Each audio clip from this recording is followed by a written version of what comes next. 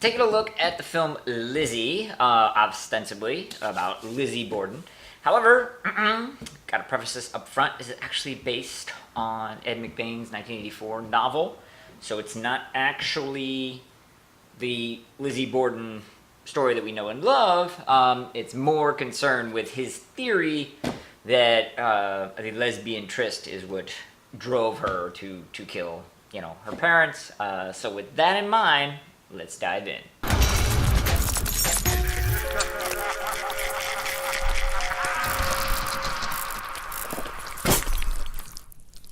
Alright, I gotta let everybody know up front, this is gonna be a spoiler-filled review, so if you've not seen it yet, go check it out.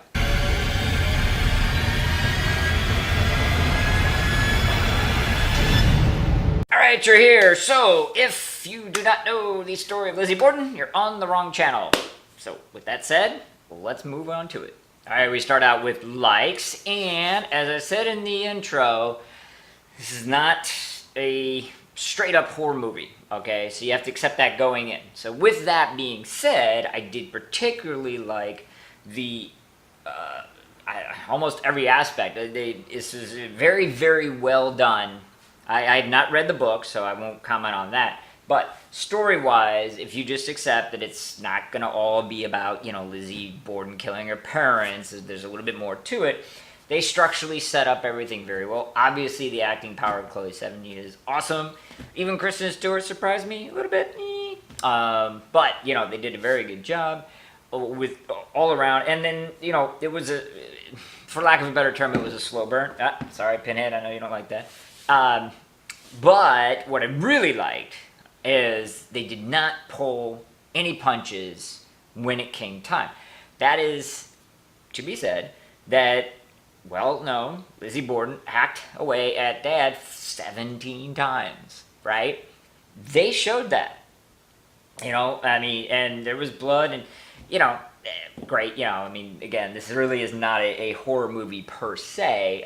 It's more of an examination of what led up to it, but they didn't chimp out and wimp out on the actual murder, So I thought that was very cool. Even when she took it to Mom, they did a really good job there.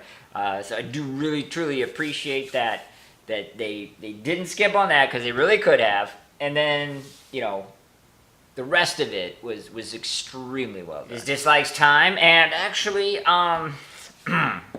this is not unique to this movie. I can't really, okay, they're trying to make as much money as possible. I get that. So they market it as a horror movie. It was, put out to all the horror, places. I got word of it. And it's Lizzie Borden's. That's kind of a no-brainer. This is, as I said, not a horror movie. However, what I have seen is that, and what I mentioned in the likes, is there is the scene of horror at the end, blood and guts, her taking an axe to her mom and dad. Thank you very much.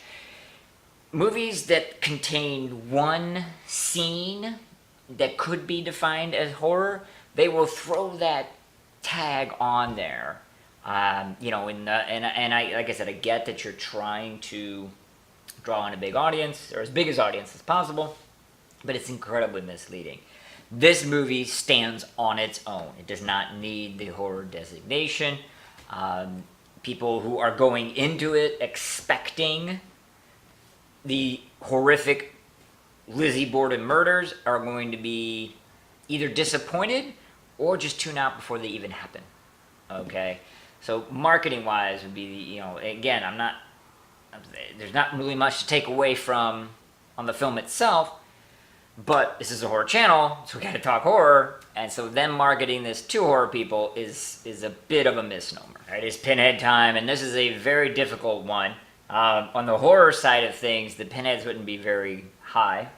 As a film, though, it's really good. It's very well done, very enjoyable.